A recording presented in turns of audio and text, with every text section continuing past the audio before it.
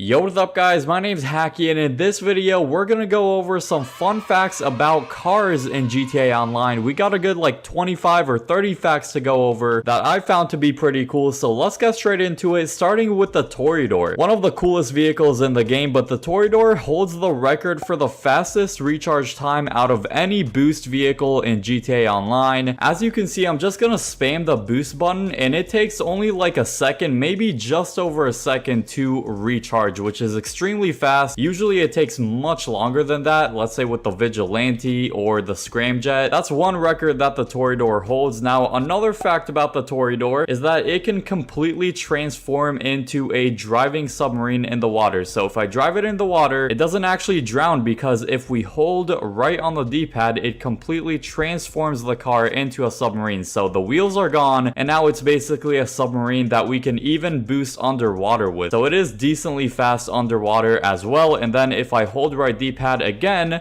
the wheels pop out, and then we are a driving vehicle yet again. It also has a machine gun and homing missiles, of course, so awesome vehicle. Now let's move on to the next one. Next one is a fun fact about the Vigilante. So as you can see in the back, if you do a merge glitch with the Vigilante and you pop Benny's wheels on it, the back wheels are going to be completely floating. They're only just barely attached to the vehicle, and the vehicle acts like the wheels are on the ground, but in reality, as you can see, they are completely off the ground, but the game acts like they're on the ground, and we got tire smoke and everything. Doesn't make a whole lot of sense, but I guess in the first place you shouldn't have regular wheels like Benny's wheels on the Vigilante. You usually have way bigger wheels on this thing that are the default wheels. Fact number 4 is gonna have to do with the Vision, one of the most beautiful cars in the game, I have to say. So the Vision is one of very few cars in GTA 5 that you can tint the front windshield. Usually when you try to tint the windows on a car in GTA, it's only gonna tint the side windows and then the back window. But going into window tints in Los Santos Customs, the Vision actually tints every single window, including the windshield. It makes it look even better in my opinion, especially with a really clean design like this one. Tinted windows look awesome. Now with this one, we have a cool trick that we can do with the rat loader. Before we actually showcase this trick, the trick itself is to have an invisible truck bed on the back of the rat loader. It definitely looks pretty interesting without it, and we did manage to glitch it off. I'll show you how to glitch it off in a second, but after you glitch it off, you can walk right through the back of this vehicle. It's kind of funny because the only solid thing in the back of the vehicle are the wheels, but the bed itself is just completely walk through. You can shoot it and it's non-existent. The only existent thing is the wheels. I just popped the wheels, oh well. And if you think about it, the back wheels aren't really attached to anything if the back of the vehicle is walk through. So inside of Los Santos Customs, if we go into truck bed, this is actually what it's supposed to be looking like. So a lot of stuff on the back, but how we can glitch this off, you need to select one of the other options. So let's just go with this one, and then we need to scroll through this whole menu and try to land on the very top option, and we didn't get it that time, so let's try it again until we land on the top option. Once you're hovering over this option, just select it, and then you have an invisible truck bed on the back of this vehicle, and it is permanent as well. It doesn't reappear or anything, so nice little trick right there. Let's move on to fact number 6. Next is gonna have to do with an armored vehicle. So get any armored vehicle that you can throw explosives out of. Let's just test it with the Patriot Mil Spec, and it is actually armored. It doesn't fully blow up right away, that's good. So inside any armored vehicle that's explosive resistant, you can actually hold a grenade and you won't die. If you think about this, it doesn't make any sense, because if I hold a grenade and then actually press to detonate it and it blows up, my body should just go into pieces, and we can still survive even if we didn't throw the grenade out of the vehicle. Doesn't make any sense. Usually if you detonate a grenade in your hand, your whole arm would like fall off or something. The Peyote Gasser and the Tornado Rat Rod are the only vehicles in the game that only have the front wheels customizable. The back wheels are completely stock. Doesn't matter what you do, the back wheels are gonna stay stock, and then the front wheels you can actually change to whatever wheel type you want. Nice little fun fact. We just have have the fat stock wheels in the back and then the skinny Benny's wheels in the front of the vehicle. Looks very unique for sure. Next fun fact is gonna be with the Panto. You can actually have fully invisible parts on the Panto, and you can have a lot of invisible parts like the skirts, the back of the vehicle, the roof, and the front bumper. There's a lot of invisible parts you can glitch with this vehicle. And fun fact, as you can see, the roof is completely invisible. It's like there's no roof, but actually if you go into first person while you're inside of the vehicle,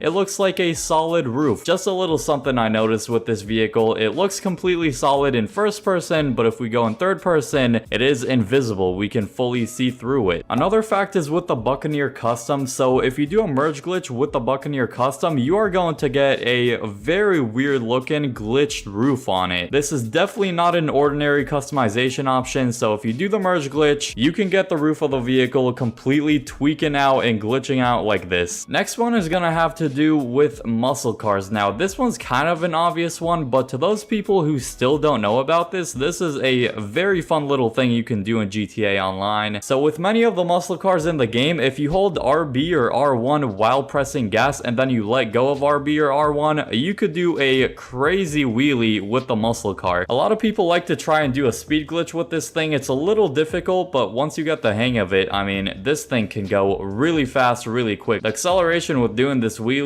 is crazy. Let me try to go over this and accidentally hit that guy with me, but anyway. And this is what it looks like. We were pulling that wheelie for a good few seconds right there. It's not amazing, but it's something. Then with the monstrosity, you can probably already tell what it is, but the logo in the back, you can get it completely floating. It's meant to be sticking on a spare wheel in the back of the vehicle, but you can actually get it invisible, but the logo for some unknown reason stays on. I'm not sure why this is, but let me show you how to do it in Los Santos Customs real quick. Let's go inside of spare wheel, and then this is what it's supposed to be looking like, but we did get it floating obviously. So what we're gonna do, we're gonna select any other option. Let's go with this one. It still has the logo on it. Then we're gonna scroll through this menu and try to land on the very top option. And there we go. So now we just select it, and now it is completely stuck on the vehicle. It's permanently going to be like that as you drive in GTA Online. Let's move on to another one. Next, I'm going to show you the only way that I know of to get a customized police cruiser. That's right, you can completely customize a police cruiser with the customization of another personal vehicle you already have. So I'm going to leave two links down below in the description. One job is for Xbox, one is for PlayStation. It's going to be in a certain custom job you need to go in, and then inside of that job you can drive around with a fully customized police car. You can do this completely solo as well, so let's load into it by ourselves. Now once we get to the vehicle selection, this is where we're going to be choosing what customization we want there to be on the cop car. So we actually choose one of these vehicles, but then the customization from this vehicle that we're going to choose is going to transfer over to the cop car. So let's say we want this paint job along with these wheels on the cop car. I'm going to choose the Remus and then press on continue. Once we load into the job, it's not really going to be customized, but I'll show you how to get it fully customized. So as we start this mission, we're going to collect the first checkpoint and then hold Y or triangle to respawn. And now we got the first checkpoint. I'm going to respawn, and then as we respawn, all the customization from the Remus is going to transfer over to the cop car. It's got the green tints on the windows, it's got the Benny's wheels, it's got the paint job, it even has the Yankton plate. When have you ever seen a Yankton plate on a police car? Very cool trick right here. Feel free to mess around with it and have some fun. You can even do this with friends as well, so you don't actually have to do the race or anything. You could just go to Los Santos, drive around, and that's pretty much it. Next one is going to be about the Torero XO. It is the only supercar with pop-up headlights. Pop-up headlights are usually something you see on like classic cars or like sports classics or something like that, but this is a very cool touch to this car. It's almost like a box going up and down in order to see the headlights. Very cool touch. As far as I know, it's the only supercar that can do that, and it's kind of surprising because this is a pretty futuristic looking supercar, and pop-up headlights are usually, as I said, a classic car type thing. Also, a fun fact with the stock wheels of the Torero XO, they do have this like like grayish default color right here. That's because I already changed the color on the wheels. But when you first buy a Torero XO, the natural color of the stock wheels is actually going to be black. That's really rare to see. Usually it's going to be this gray default color that you see here. So if you have the black stock wheels on the Torero XO, definitely consider keeping it just because it's considered pretty rare. The Fagaloa is known to be one of the very few vehicles that has a horizontal license plate on the front of it. Usually the license plate is going to be looking more like this, either a Yankton plate or like a regular Los Santos plate, but on the front of this vehicle we have both a regular looking plate and then on the front of it, it is a horizontal one like you see a lot in Europe. This is usually the shape of license plates in Europe, but in the US and Canada you have closer to a square shape. So that's something very unique with this vehicle. Only a very few amount of cars in GTA 5 have very wide license plates like this one. It would definitely be pretty cool to see an option where we can customize the size of the license plate and the actual shape of the license plate, because I feel like there's a lot of Europeans watching this video that would probably want to have their style license plate that they have in the UK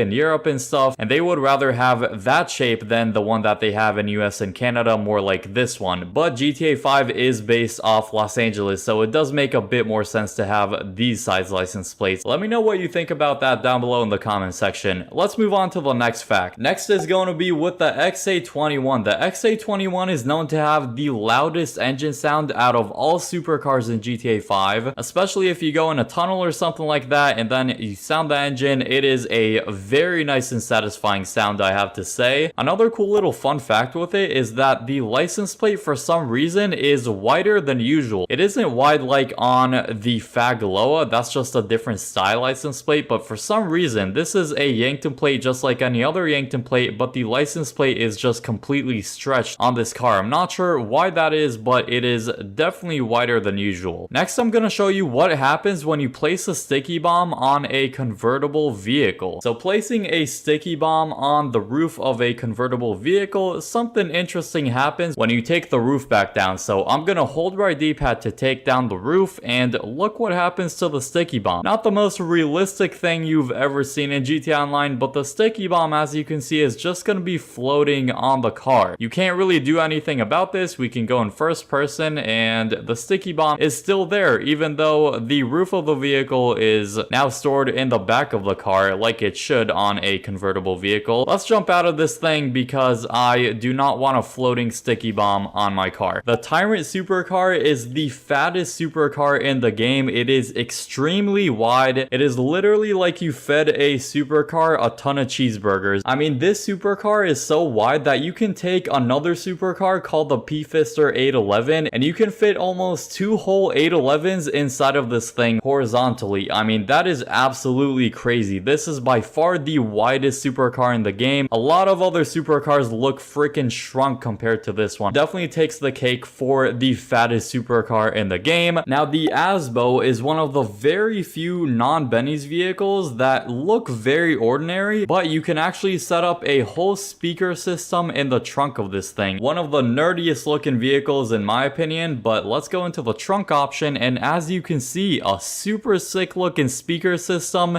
in a small car like this. I'm very happy Rockstar actually put in the effort to make this car look cool and actually have cool things inside of it, because otherwise this would be useless. Next, I'm gonna show you a way to glitch inside of any car's interiors. I don't mean like sitting inside of it, I mean standing inside of the car technically. The interior of the car would be completely walked through, and all you need to do is head to this exact location on the map. I'm gonna mark it here in a second, and you want to park the car exactly like you see I did here. Kind of give yourself enough room to be on that ladder right there. So go to this location on the map, and then what we're gonna do is jump down real quick, and then as we go up the ladder, we're actually gonna teleport inside of this vehicle. And I do need to park the vehicle a little bit closer because it didn't fully work right there.